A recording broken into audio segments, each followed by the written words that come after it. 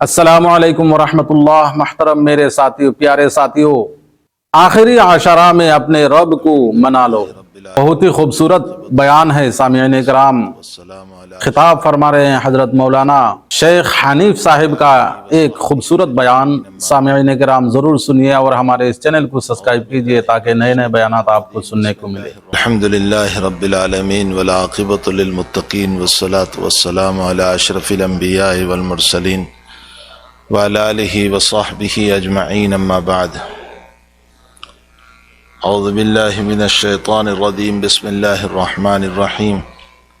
یا ایہا الذین آمنوا اذکروا اللہ ذکرا کثیرا وسبحوہ بکرۃ واصیلا۔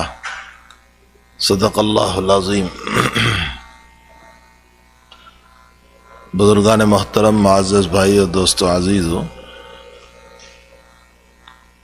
چونکہ یہ آخری عشرہ چل رہا ہے اور اس عشرے کو نبی اکرم صلی اللہ علیہ وسلم نے عتق من النیران فرمایا ہے۔ عتق من النیران کا مطلب ہوتا ہے آگ سے آزادی، جہنم سے آزادی۔ تو اس کا مطلب یہ ہے کہ یہ جو آخری عشرہ چل رہا ہے وہ جہنم سے نجات کا عشرہ چل رہا ہے، اور حق تعالیٰ کی طرف سے اس میں بے شمار لوگوں کو جہنم سے آزاد کیا جاتا ہے۔ خوش نصیب ہیں وہ لوگ کہ اس آخری عشرے میں اپنے رب کو منا لیں اور اپنی جہنم سے آزادی کا فیصلہ اپنے رب سے کرا لیں۔ جیسے مفسرین فرماتے ہیں کہ پورے قرآن کریم کا خلاصہ الحمد شریف میں ہے، اور الحمد شریف کا خلاصہ بسم اللہ میں ہے۔ اسی طرح پورے سال کا خلاصہ رمضان میں ہے، اور رمضان کا خلاصہ آخری عشرے میں ہے۔ یہ آخری عشرہ جو ہے وہ گویا کہ پورے سال کا اور پورے رمضان کا خلاصہ ہے۔ یہی وجہ ہے کہ ہمارے آقا صلی اللہ تعالی علیہ وسلم کے باب میں حدیث شریف میں آتا ہے کہ آخری عشرے میں شد میزرہ واحیا لیلہ وایقظ اہلہ، تین لفظ حدیث شریف میں آئے۔ شد میزرہ، اپنی کمر کو مضبوطی سے باندھ لیتے تھے۔ لفظی ترجمہ تو اس کا ہوتا ہے کہ اپنی لنگی مضبوط باندھتے تھے۔ لنگی کو مضبوط باندھنے کا مطلب یہ ہے کہ اپنی کمر کو عبادت کے لیے کس لیتے تھے۔ وَأَحْيَا لَيْلَهُ، اور اپنی رات کو زندہ رکھتے تھے۔ احیا کا معنی زندہ رکھنا۔ وَأَحْيَا لَيْلَهُ، اپنی رات کو زندہ رکھتے تھے، مطلب یہ ہے کہ رات میں عبادت کرتے تھے۔ آخری عشرے میں حضرت کا معمول یہ تھا، پھر صرف طاق راتوں میں عبادت کا معمول نہیں تھا، پورے عشرے میں عبادت کا معمول تھا۔ آخری عشرے میں صرف طاق راتوں میں نہیں کہ 21، 23، 25 کو جاگ لیں، بلکہ پورا عشرہ، چاہے وہ طاق رات ہو یا طاق رات کے علاوہ ہو، 22، 23، 24، 25 کوئی بھی ہو، حضرت پورا عشرہ جاگتے تھے۔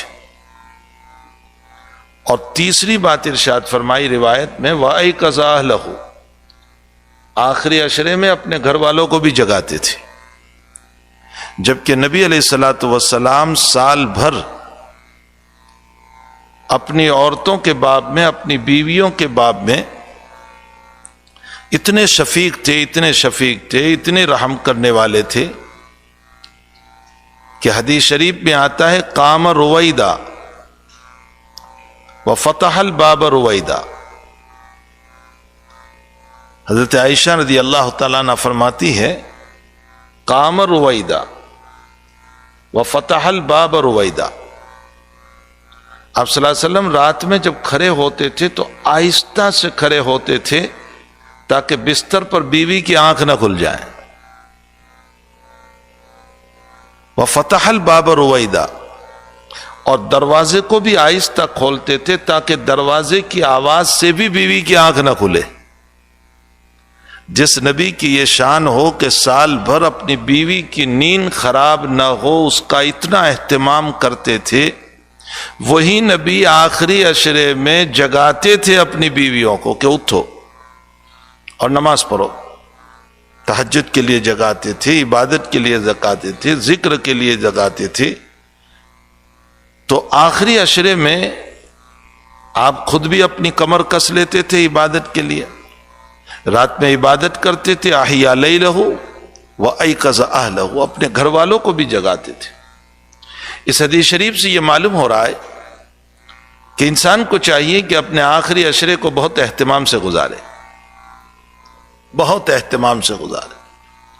یہ عشرہ بیانوں کا نہیں ہے کہ دیر تک بیان ہو، یہ بھی ایک شیطانی چرخہ ہوتا ہے کہ ایک ایک دیر دو دو گھنٹے بیان ہو اور اس میں لذتیں لے لی جائیں، اور یہ بھی ایک قسم کی لذت ہے۔ کانوں کو لذت مل رہی ہے، سننے والوں کو، بولنے والے کو بولنے سے لذت مل رہی ہے، واہ واہ ہو رہی ہے۔ تو یہ عشرہ جو ہے لمبے لمبے بیانوں کا، مجلس بازیوں کا، دعوتوں کا، یہ عشرہ اس کا نہیں ہے، پارٹیوں کا، باہر بیٹھ کر کے مجلس بازی کرنے کا۔ میرے دل پر بہت شاق گزرتا ہے جب میں دیکھتا ہوں کہ رات میں، ایسی مبارک راتوں میں، رات 2 3 بجے تک مجلس ہو رہی ہے، نہ معلوم کیا کیا باتیں اس میں ہو رہی ہے۔ اس کے بجائے اپنے رب کو یاد کرنے میں اگر ہم لگ جائیں، یہ عشرہ تو وہ ہیں کہ جس کے اندر رات میں ہم ہو اور ہمارا اللہ ہو، بس ہم ہو، ہمارا اللہ ہو، ہم اس سے راز و نیاز کریں، ہم اس سے باتیں کریں، ہم اس سے مانگیں۔ حضرت حسن بصری رحمۃ اللہ علیہ سے کسی نے سوال کیا کہ حضرت میں دنیا میں دیکھ رہا ہوں کہ جب تک میرے پاس مال ہوتا ہے وہاں تک میرے سارے دوست ہوتے ہیں، دستور ہے، جب تک فلوس رحمۃ اللہ علیہ ہوتے ہیں وہاں تک سارے لوگ ہمارے دوست ہوتے ہیں۔ اور فرمایا جہاں میرے پاس پیسے ختم ہو گئے اور مسائل کھڑے ہو گئے اور میں حالات میں گھر گیا تو سارے دوست آہستہ آہستہ کٹ جاتے ہیں، پھر کوئی نظر نہیں آتا۔ حالات میں سارے دوست کٹتے نظر آ رہے ہیں۔ حسن بصری نے فرمایا ٹھیک ہے، لیکن تو اس کو دوست بنا لے جو تیری مصیبت میں بھی تجھ سے کبھی نہیں کٹے گا بلکہ تجھ پر رحم کرے گا، اور وہ ہے تیرا اللہ۔ تو اس کو دوست بنا لے کہ وہ مصیبت میں تجھ سے جدا نہیں ہوگا بلکہ تیری رہنمائی کرے گا، تجھے راستہ بتائے گا اور تیرے لیے راستے نکالتا جائے گا، تیرے دماغ پر باتیں ڈالتا جائے گا۔ اسی لیے حسن بصری رحمۃ اللہ علیہ نے اپنے ایک ملفوظ میں فرمایا کہ اپنے تقوی کی عزت کو، سنو غور سے اس جملے کو، دل پر لگ جاتا ہے، اپنے تقوی کی عزت کو گناہوں کی ذلتیوں میں نہ بیچا کرو۔ کیا فرما رہے ہیں؟ اپنے تقوی کی عزت کو، اللہ جو تقوی کی بنیاد پر عزت دیتا ہے، اس کو گناہوں کی ذلتیوں میں نہ بیچا کرو۔ مطلب گناہ کریں گے، ذلتیاں آئے گی اور ہمارے تقوی والی عزت ختم ہو جائے گی۔ تو اپنے تقوی کی عزت کو گناہوں کی ذلتیوں میں نہ بیچا کرو، اور جن کاموں سے تیرے رب نے منع کیا، ما منع اللہ تبارک و تعالی، اللہ تعالیٰ نے جن کاموں سے تجھے منع کیا اس سے تو رک جا۔ یہ ممانعت کا درخت ایک ایسا درخت ہے کہ جو تجھے دنیا میں بھی عزت کا پھل عطا کرے گا اور آخرت میں شرافت کا پھل عطا کرے گا۔ اتنی بہترین بات فرما رہے۔ جن چیزوں سے اللہ تعالیٰ نے ہم کو منع کیا ہے، اگر ہم اس سے رک جائیں گے تو اللہ دنیا میں بھی ہمیں عزت کا پھل عطا کرے گا، اور آخرت میں حق تعالیٰ شرافت کا پھل عطا کرے گا، شرف اور مقام ملے گا حق تعالیٰ کی طرف سے۔ اس لیے ہم جب چلتے ہیں نا راستے پر، تو کبھی دیکھا ہوگا کہ جب مردے کا وقت آتا ہے تو تی کی شکل بنی ہوتی ہے۔ تی کا مطلب ہوتا ہے ایک راستہ یوں جا رہا ہے، ایک راستہ یوں جا رہا ہے، دو راستے ہوتے ہیں۔ اب اگر آپ کو منزل مقصود پر پہنچنا ہے تو ایک ہی راستے پر مڑنا پڑے گا. دو راستوں پر مڑنے سے کبھی منزل پر نہیں پہنچ سکتے. یوں بھی جا رہے ہیں یوں بھی جا رہے ہیں تو کبھی منزل پر نہیں پہنچ سکتے. فرمایا اللہ تمہاری منزل ہے تو اپنی اس منزل پر پہنچنے کے لیے تمہیں ایک ہی راستہ لینا پڑے گا اور وہ رسول اللہ کا بتایا ہوا راستہ ہے. اگر خواہشات والے راستے پر چلو گے تو یاد رکھو منزل پر کبھی نہیں پہنچ سکتے. اس سے اپنے آپ کو بچایا جائے. یہی وجہ ہے کہ علامہ ابن جوزی رحمۃ اللہ علیہ اپنے ملفوظات میں دل پر چوٹ لگنے والی بات بیان فرماتے ہیں. فرمایا کہ انسان جب تو خواہشات کا دل دادا ہوتا آتا ہے, جب تو نفس کا پنجاری بن جاتا ہے اور نفس تیرا معبود بن جاتا ہے اور تو اسی کی بات پر چلنے, معبود بننے کا مطلب اسی کی بات پر چلنا.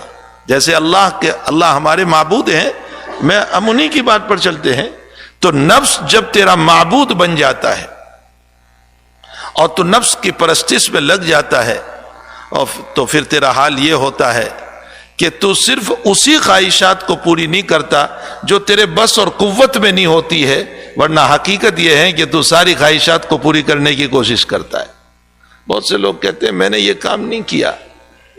وہ تو نہیں کیا ہے اس لیے نہیں کیا ہے کہ تو تیری خواہش تک پہنچ نہیں سکا. تجھے قوت نہیں تھی اس لیے تو نے نہیں کیا, ورنہ تو وہ بھی کرنے والا تھا. تیری طاقت سے باہر کا مسئلہ تھا اس لیے تو نے نہیں کیا, ورنہ یقیناً اس ہوس کو بھی میں پوری کر لیتا. تو علامہ ابن جوزی فرماتے ہیں کہ تو جن خواہشات سے رکا ہے وہ اللہ کے خوف کی بنیاد پر نہیں, وہ تو پہنچ نہیں سکا اس لیے رک گیا ہے. اور فرمایا کہ تو اسی روٹی کو خرچ کرتا ہے اور اسی مال کو خرچ کرتا ہے جو تجھے پسند نہیں ہوتی ہے. اگر تیرے پسند کی ہو تو کبھی اللہ کو نہیں دیتا ہے. بالکل صحیح بات ہے کہ ہم وہی چیز اللہ کو دیتے ہیں جو ہمیں پسند نہیں ہے, اور جو چیز پسند ہوتی ہے وہ ہم اللہ کو نہیں دیتے ہیں. لن تنالوا البر حتى تنفقوا مما تحبون. تم بھلائی کو نہیں پہنچ سکتے ہو جب تک کہ اپنی محبوب چیز کو خرچ نہ کرو. اس لیے کہ اگر اللہ محبوب ہے تو اس کی محبت کے مقابلے میں میری محبوب چیز کوئی حیثیت نہیں رکھتی. اگر وہ محبوب ہے, دنیا میں کسی عورت سے محبت ہو جاتی ہے تو اس کی محبت پر جان دینے کے لیے تیار ہو جاتا ہے کہ اس کی محبت پر میری جان کوئی چیز نہیں رکھتی ہے. تو اگر اللہ ہی ہمارا محبوب ہے تو پھر اس کی محبت پر مجھے میری محبوب چیز کا کوئی مقام نہیں ہوا کرتا. لیکن میں اپنی محبوب چیز کو روکتا ہوں اور جو مجھے پسند نہیں وہ اللہ کے راستے میں خرچ کرتا ہوں. کپڑا وہ دیتا ہوں جو مجھے پسند نہیں, 2-4 روپے وہ دے دیتا ہوں جو زکوٰۃ کے ہوا کرتے ہیں, باقی للہ عطیہ کا مسئلہ نہیں, اور روٹی کا ٹکڑا وہ دے دیتا ہوں جو بچ گیا ہوتا ہے. تو جو محبوب نہیں وہ دے رہا ہوں. یہ اس بات کی دلیل ہے کہ مجھے رب سے محبت نہیں ہے, دنیا سے محبت ہے. جس وقت یہ آیت نازل ہوئی ہے لن تنالوا البر حتى تنفقوا مما تحبون, تم بلائی کو نہیں پہنچ سکتے, ہرگز بلائی کو, جب تک کہ تم اپنی محبوب چیز کو خرچ نہ کرو. تو حضرت ابو طلحہ رضی اللہ تعالیٰ عنہ صحابی رسول صلی اللہ علیہ وسلم ہے, نبی علیہ الصلوۃ والسلام کے پاس آئے, فرمایا یا رسول اللہ, اللہ تو محبوب چیز مانگ رہا ہے کہ جو سب سے محبوب ہو وہ میرے راستے میں دو. بھائی محبت کا امتحان بھی تو تبھی ہوگا, محبت کا امتحان بھی تبھی ہوگا کہ میں اس کی محبت پر دیتا ہوں یا میری محبت پر دیتا ہوں. اگر میں اس کی محبت پر دے رہا ہوں تو بڑی سے بڑی چیز دینا آسان, اور میری محبت پر دیتا ہوں تو پھر اس صورت میں وہی دوں گا جو مجھے پسند نہیں, جو میری نظر سے اتر گیا ہے میں اس کو خرچ کروں گا. تو فرمایا اللہ تعالیٰ تو محبوب چیز مانگ رہا ہے, اور مسجد نبوی سے قریب میرا باغ ہے, بیرہا اس کا نام تھا, بہت قیمتی باغ تھا. آپ جانتے ہیں کہ شہر میں بالکل قریب ہو اس زمین کی ویلیو ہوتی ہے, اس مکان کی ویلیو ہوتی ہے, اس باغ کی ویلیو ہوتی ہے. مسجد نبوی سے بالکل قریب باغ, کھجوروں کے درختوں سے بھرا ہوا اور گریپس کی بیلوں سے بھرا ہوا, اور میٹھے چشمے کا پانی, میٹھے کنویں کا پانی اس میں, اور خود نبی علیہ الصلوۃ والسلام اس میں تشریف لے جاتے تھے, بیٹھتے تھے, اور ابو طلحہ مختلف قسم کی کھجوریں لے کر کے حضور کی خدمت پہ پیش کرتے تھے, اور وہاں کا میٹھا پانی پیا کرتے تھے.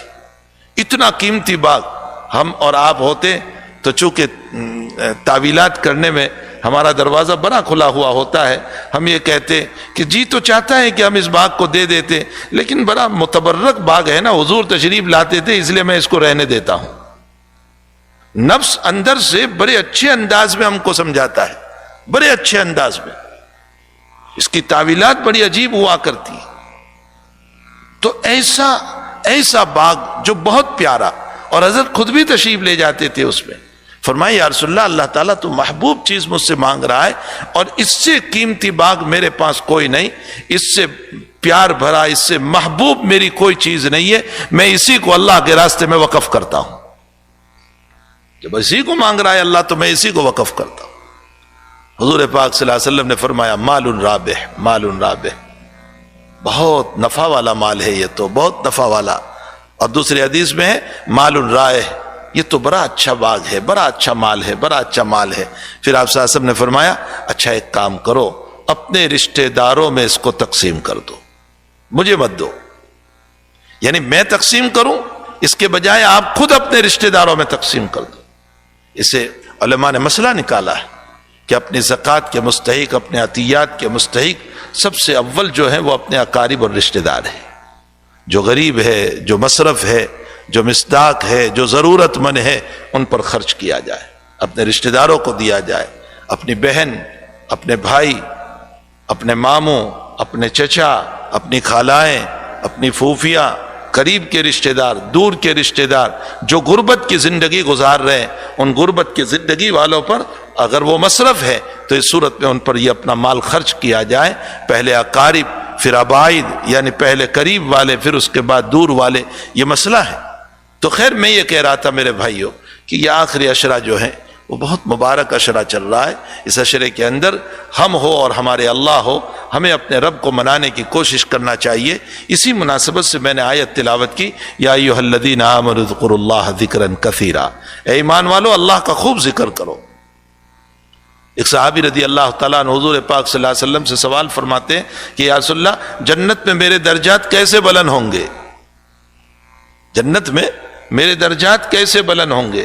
تو حضرت نے فرمایا الذاکرون اللہ کثیرا والذاکرات، آیت پڑھی، الذاکرون اللہ کثیرا والذاکرات اعد اللہ لہم مغفرۃ واجرا عظیما۔ فرمایا جو بہت ذکر کرنے والے مرد اور بہت ذکر کرنے والی جو عورتیں ہیں نا، اللہ تعالیٰ ان کو مغفرت بھی دے گا، اجر عظیم بھی دے گا، یعنی درجات بھی بلند کرے گا۔ کثرت سے اللہ کا ذکر کیا جائے۔ پھر یاد رکھو ایک تو وہ ذکر ہوتا ہے جو مشائخ دیتے ہیں، جو بیعت ہوتے ہیں تو مشائخ دیتے ہیں، وہ تو ٹھیک ہے اپنی جگہ۔ ایک وہ اذکار ہے جو حق تعالیٰ کے پیغمبر صلی اللہ علیہ وسلم نے ہم کو دیے ہیں، اللہ کے نبی علیہ الصلوۃ والسلام نے روایات میں ہمیں بہت سارے ذکر دیے ہیں۔ فرمایا سبحان اللہ والحمد للہ ولا الہ الا اللہ واللہ اکبر 100 مرتبہ پڑھو، استغفر اللہ پڑھو، درود شریف پڑھو، اور اس کے علاوہ بہت سارے اذکار نبی اکرم صلی اللہ علیہ وسلم نے دیے ہیں، سبحان اللہ، الحمد للہ، اللہ اکبر، قرآن کریم کی تلاوت، یہ سارے اذکار نبی علیہ السلام نے دیے ہیں۔ اس میں شیخ کی اجازت کی کوئی ضرورت نہیں، اس لیے کہ شیخ سے بڑھ کر شیخ محمد الرسول اللہ صلی اللہ علیہ وسلم، یہ شیخ بھی اسی کا محتاج ہے، حضور پاک صلی اللہ علیہ وسلم کا، وہ ہم کو یہ اذکار دے رہے ہیں۔ ان اذکار میں کسی کی اجازت کی ضرورت نہیں ہے۔ روایتوں میں جو اذکار آئے ہیں، چلتے پھرتے اٹھتے بیٹھتے ان اذکار کو خوب کرنا چاہیے۔ اللہ کا نام وہ ہے جو قدم قدم پر ہماری حفاظت کرتا ہے، قدم قدم پر۔ حضرت یوسف علیہ السلام کو جب زلیخا نے پھنسانے کی کوشش کی اور دروازے سارے بند کر دیے اور فرمایا ہائی تلک، آؤ میں تمہیں اپنے اس برے کام کے لیے بلا رہی ہوں، تو اس موقع پر آپ نے فرمایا معاذ اللہ، لفظ اللہ، معاذ اللہ، اللہ کی پناہ، اللہ مجھے بچائے، معاذ اللہ، اللہ مجھے بچائے۔ بس اسی وقت آپ کے سامنے دلائل آتے گئے۔ اللہ کا نام وہ ہے کہ جو اس کے لینے پر اللہ تعالیٰ خود بخود بچانے کا راستہ نکلتا ہے۔ حدیث شریف میں ہے کہ یہ قیامت قائم نہیں ہوگی جب تک کہ زمین پر اللہ اللہ کرنے والے موجود ہیں۔ لا تقوم الساعة حتى يقال في الارض اللہ اللہ، جب تک اللہ اللہ کرنے والے زمین پر، معلوم ہوتا ہے اس دنیا کی روح ہی لفظ اللہ ہے، اس دنیا کی روح جو ہے وہ لفظ اللہ ہے۔ جب تک اس زمین پر اللہ کرنے والا ایک بھی موجود ہوگا اللہ قیامت قائم نہیں کرے گا۔ اس کا یہ بھی مطلب نکلا، محدثین فرماتے ہیں کہ دنیا کا وجود مومنوں کے وجود کی بنیاد پر ہے، جب مومن ختم ہو جائیں گے تو دنیا بھی ختم ہو جائے گی۔ ساری دنیا کچھ سمجھتی ہو کہ ہمارے سائنس کی بنیاد پر ہے، ہماری ترقیوں کی بنیاد پر ہے، ہماری ایجادات کی بنیاد پر ہے، لیکن حدیث شریف یہ بتا رہی ہے کہ دنیا کا وجود مومنوں کے وجود کی بنیاد پر ہے۔ یہ مومن اللہ اللہ کر رہا ہے، دنیا کا نظام قائم ہے، اور جب اس لیے کہ دنیا کو بنایا ہی ہے عبادت کے لیے، ما خلقت الجن والانس الا لیعبدون، ہم نے اس کائنات کو عبادت کے لیے بنایا ہے، تو عبادت کرنے والا مومن ہے۔ تو جب تک یہ عبادت کرنے والا ہے وہاں تک کائنات قائم ہے۔ ہم ایک شامیانہ بنائے بہت بڑا، شامیانہ جو بناتے ہیں نا شادی کے موقع پر کپڑوں کا، ہم شامیانہ بنائے تو جب تک ضرورت ہے شامیانہ رہے گا، اور جب ضرورت پوری ہو گئی تو شامیانہ ختم کر دیا جائے گا۔ ٹھیک اسی طرح اس کائنات کو بنانے کی غرض اللہ کی یادیں ہیں، عبادت ہے، تو جب تک یہ غرض باقی ہے یہ شامیانہ دنیا کا قائم ہے، اور جب اللہ کی عبادت کرنے والے ہی نہیں رہیں گے اور اللہ کرنے والے ہی نہیں رہیں گے تو اس شامیانے کی ضرورت کیا رہے گی؟ اس لیے اللہ اس کو ختم کر کے قیامت قائم کرے گا۔ معلوم ہوتا ہے کہ مومنوں کا وجود خود اس کائنات کی بقا کا ذریعہ ہے۔ جب تک مومن باقی ہے وہاں تک، یہی وجہ ہے کہ سمندر کی مچھلیاں جو مومنوں کے لیے دعائیں کرتی ہے اور کیڑے مکوڑے جو مومنوں کے لیے دعائیں کرتے ہیں، اس کی وجہ ہی یہ ہے کہ سمندر کا وجود بھی تب تک ہے جب تک یہ مومن ہے۔ یہ کیڑے مکوڑے اسی لیے دعا کر رہے ہیں کہ جب تک مومن ہے ہمارا وجود ہے، اور جب مومن نہیں ہے تو اللہ سبھی کو ختم کر دے گا۔ اس لیے مومن کے اوپر اور مومن کے ختم ہونے کا کیسے عالم ہوگا؟ فرمایا ان اللہ تبارک و تعالی لا يقبض العلم انتزاعا ولكن يقبض العلم بقبض العلماء۔ کائنات کیسے ختم ہوگی؟ اللہ پہلے آہستہ آہستہ علماء کو اٹھائے گا، آہستہ آہستہ جو ہے دنیا سے علماء اٹھتے چلے جائیں گے، اور جب علماء اٹھ جائیں گے تو پھر جو حال قسم کے لوگ جو ہیں وہ امیر بن کر کے بیٹھیں گے۔ ان کا حال کیا ہوگا؟ وہ غلط مسائل بیان کریں گے، غلط فتوے دیں گے، ضلوا واضلوا، خود بھی گمراہ ہوں گے، دوسروں کو بھی گمراہ کریں گے۔ نتیجہ یہ ہوگا کہ جہالت پھیلے گی، اور جب جہالت پھیلے گی تو اس کے نتیجے میں کفر آئے گا، اور جب کفر آئے گا تو پھر دنیا کفر سے بھرے گی، اور جب کفر سے بھرے گی تو اللہ قیامت قائم کرے گا۔ اسی لیے کہا گیا کہ اپنے اکابر کی، اپنے علماء کی عزت کرو، ان کا مقام سمجھو، ان کا احترام کرو۔ کیوں؟ اس لیے کہ ان کا بقا یہ علم کا بقا ہے، اور علم کا بقا یہ دین اور شریعت کا بقا ہے، اور دین اور شریعت کا بقا یہ مومنوں کا باقی رہنا ہے، اور مومنوں کو باقی رہنا یہ کائنات کا باقی رہنا ہے۔ علامہ انور شاہ صاحب رحمۃ اللہ علیہ کی یہ تقریر ہے جس کو میں نقل کر رہا ہوں، جو آپ نے بخاری شریف کی شرح کے اندر فرمائی ہے کہ اہل علم کی قدر ہمیں اس لیے کرنا ہے، علماء کی قدر اس لیے ہمیں کرنا ہے کہ ان کا بقا علم کا بقا ہے، اور علم باقی رہے گا تو دین اور اسلام باقی رہے گا، اور دین اور اسلام باقی رہے گا تو مومنین کا ایمان باقی رہے گا، اور جب مومن باقی رہیں گے تو کائنات باقی رہے گی، اور جب کائنات باقی رہے گی تو پھر دنیا چلتی رہے گی، اور جب یہی چیزیں ختم ہو گئی تو پھر اللہ تعالیٰ قیامت قائم کر دے گا۔ تو بہرحال حضرت اللہ جل شانہ کا نام نامی اس میں گرامی ایک ایسا نام ہے، بڑا زبردست نام ہے کہ خود آپ نے وہ حدیث شریف بار بار سنی ہوگی کہ حضرت ایک سفر سے تشریف لا رہے تھے، دوپہر کا وقت تھا اور قیلولہ کا تقاضا ہوا، آرام کا تقاضا ہوا، تو صحابہ کرام بھی ساتھ تھے درختوں کے نیچے، اور وہ درخت کوئی شاندار درخت نہیں تھے، ببول کے درخت تھے، کانٹے دار درخت۔ تو ایک جو اچھا درخت تھا اس کو چھوڑ دیا آپ صلی اللہ علیہ وسلم کے لیے، باقی درختوں کے نیچے صحابہ تشریف لے گئے، اور نبی اکرم صلی اللہ علیہ وسلم نے ایک درخت کے نیچے آرام فرمایا اور اپنی تلوار کو وہاں لٹکا دی۔ اب آرام میں تھے کہ اتنے میں کوئی دیہاتی آدمی جو قریب میں ادھر رہتا ہوگا وہ آ گیا اور حضرت ہی کی تلوار اٹھائی، حضرت کی آنکھ کھل گئی، تو حضرت کو پوچھنے لگا میں یمنعک، کون بچائے گا تجھے؟ حدیث شریف میں ہے نبی علیہ السلام نے فرمایا اللہ، مجھے اللہ بچائے۔ جیسے ہی لفظ اللہ بولا تلوار اس کے ہاتھ سے گر گئی۔ لفظ اللہ میں وہ قوت ہے، وہ طاقت ہے، میں نے اس سے پہلے بھی کہا تھا کہ سیدنا عبد القادر جیلانی رحمۃ اللہ علیہ سے جب اسم اعظم پوچھا گیا کہ اسم اعظم کیا ہے، تو سیدنا عبد القادر جیلانی رحمۃ اللہ علیہ نے فرمایا دل کی گہرائیوں سے لفظ اللہ بول کر اس کو پکارنا یہ اسم اعظم ہے۔ بندہ جب کہتا ہے اللہ تو میری ضرورت پوری فرما، فرمایا اللہ کا عرش ہل جاتا ہے۔ بس شرط یہ ہے کہ دل کی گہرائیوں سے ہم پکاریں اسے اللہ۔ تو عبد القادر جیلانی رحمۃ اللہ علیہ فرماتے کہ لفظ اللہ اسم اعظم ہے۔ صحابہ کرام آ گئے، نبی علیہ السلام نے فرمایا کہ یہ مجھے قتل کرنے کے لیے تیار ہوا اور اس نے تلوار اٹھائی مجھ پر اور مجھے پوچھنے لگا کہ کون بچائے گا، تو میں نے کہا اللہ، تو یہ تلوار گر گئی، یہ بیٹھا ہوا ہے میرے سامنے، لیکن آپ صلی اللہ علیہ وسلم نے اسے معاف کر دیا اور اسی معافی پر وہ ایمان لے آیا۔ نبی علیہ السلام کے ہاتھوں پر وہ ایمان لے آئے۔ تو یوسف علیہ السلام نے فرمایا معاذ اللہ، اللہ کی پناہ، میں یہ کام نہیں کر سکتا ہوں۔ اور وہیں پر وہ ایک بت تھا زلیخا کا، اس پر چادر ڈال دی۔ تو حضرت یوسف نے پوچھا کہ یہ چادر کیوں ڈالی؟ کہا میرا بت دیکھے نہیں۔ تو کہا تیرا معبود نہیں دیکھے گا، میرا معبود تو ہر حال میں دیکھتا ہے۔ اور یہ دروازے کیوں بند کیے؟ فرمایا کسی کو پتہ نہ چلے۔ یوسف علیہ السلام نے فرمایا 10 دروازے بند کر دے لیکن میرا رب تو دیکھ ہی رہا ہے۔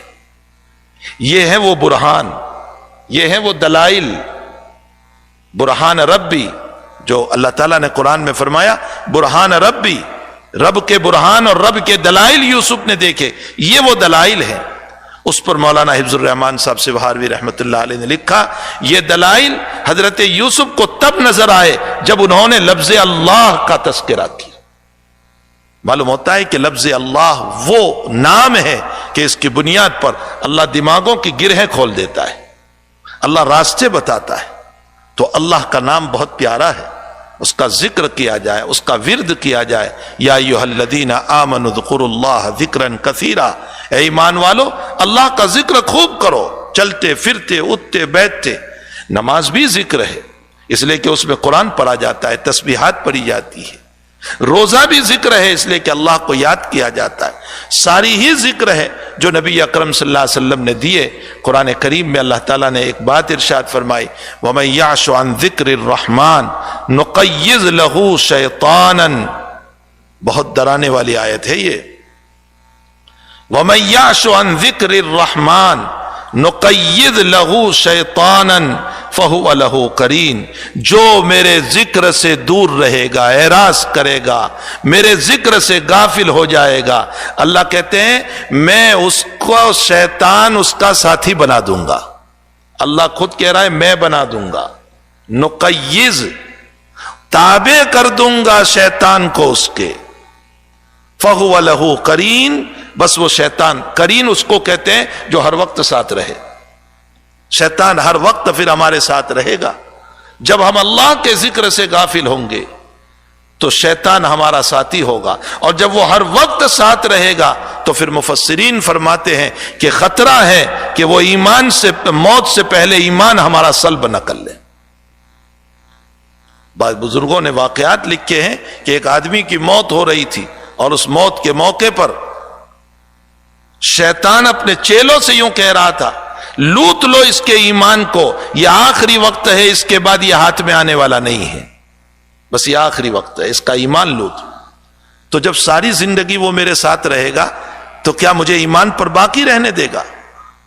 اللہ کے ذکر سے کبھی غافل نہیں ہونا چاہیے۔ دوسری آیت میں اللہ تعالیٰ فرماتے من اعرض عن ذکری فإن له معیشة ضنکا وَنَحْشُرُهُمْ يَوْمَ الْقِيَامَةِ أَعْمَى وَقَدْ كُنْتُ بَصِيرًا، من اعرض عن ذکری، جو میرے ذکر سے اعراض کرے گا، دور ہوگا، نمازوں سے دور، اللہ اللہ کرنے سے دور، تسبیحات سے دور، تلاوت قرآن سے دور، جو دور ہوگا، من اعرض عن ذکری فإن له معیشة ضنکا، اللہ کہتا ہے میں اس کی زندگی کو تنگ کر دوں گا۔ حالات پہ حالات، حالات پہ حالات، مصائب پہ مصائب، پریشانیوں پہ پریشانیاں، زندگی تنگیوں سے بھر جائے گی۔ فَإِنَّ لَهُ مَعِيشَةً ضَنْكًا، میں اس کی زندگی کو تنگ کر دوں گا۔ ایک مصیبت نہیں کہ دوسری، دوسری نہیں کہ تیسری، تیسری نہیں کہ چوتھی، مصیبت میں چلتا رہے، پھر عاملوں کے پاس دوڑے گا، پھر عامل کہیں گے کہ اس نے کر دیا، اس نے کر دیا، فلاں نے کر دیا۔ مجھے عملیات پر ایک بات یاد آئی، یقیناً نبی اکرم صلی اللہ علیہ وسلم پر سحر ہوا، جادو ہوا، اس کا کوئی روایتوں میں ثبوت ہے، کوئی منع نہیں کر سکتا، لیکن اللہ کے نبی کو بھی اس جادو کرنے والے ساحر کا پتہ تب چلا جب اللہ نے بتایا۔ وہاں تک اللہ کے نبی کو بھی پتہ نہیں چلا تھا کہ کس نے کیا ہے۔ خواب میں دو فرشتے آئے، جبریل و میکائیل، ایک سرہانے کھڑے رہے، ایک پاؤں کی طرف کھڑے رہے، پوچھنے لگے ان کو کیا ہوا ہے؟ تو کہا ان کو جادو ہے۔ کس نے کیا ہے؟ تو کہا لبید شاعر اور اس کی بیٹی نے، یہ یہودی تھے، انہوں نے کیا ہے۔ تو اللہ کے نبی صاحب وحی، جن پر وحی کا نزول ہوتا ہے، قرآن اترتا ہے، روزانہ جبریل آتے ہیں، مصافحہ کرتے ہیں، ملتے ہیں، اس صاحب وحی اولو العزم پیغمبر کو ساحر اور جادوگر کے نام کا پتہ نہیں چلا جب تک اللہ نے نہیں بتایا، تو عامل کو کہاں سے پتہ چل جاتا ہے کہ اس نے کیا؟ یہ بالکل غلط بات ہے، یہ بلا وجہ کے نام ہے، یہ رشتہ داریوں میں توڑ ہے، یہ برکتوں کو ختم کرنا ہے، یہ معاشرے کو توڑنا ہے، یہ سب غلط باتیں ہیں۔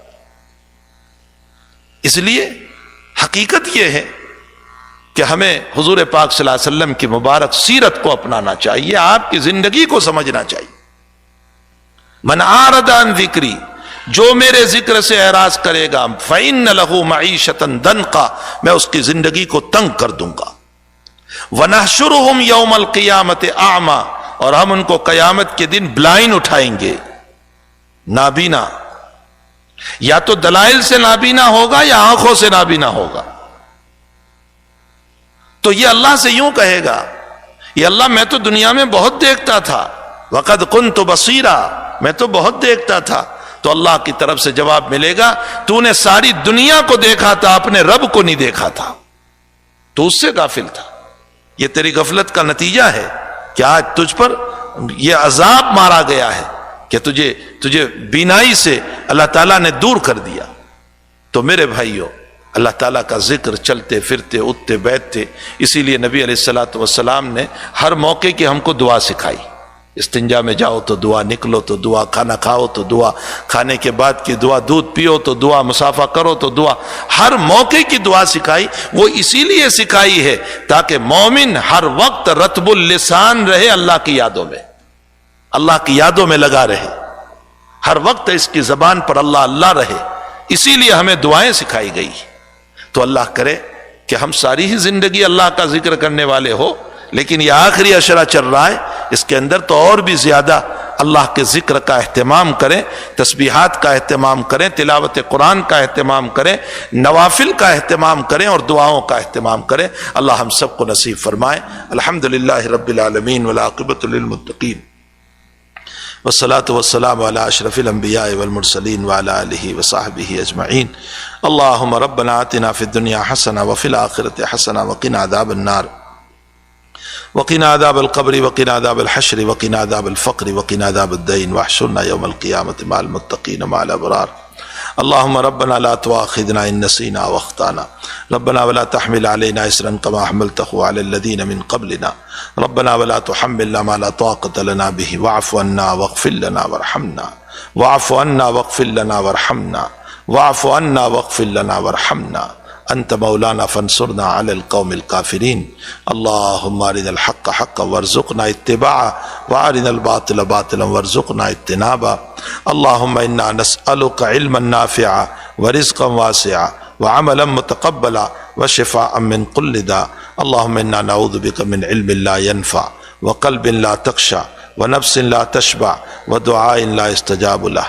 اللهم اعنا على ذكرك وشكرك وحسن عبادتك، اللهم اعنا على ذكرك وشكرك وحسن عبادتك۔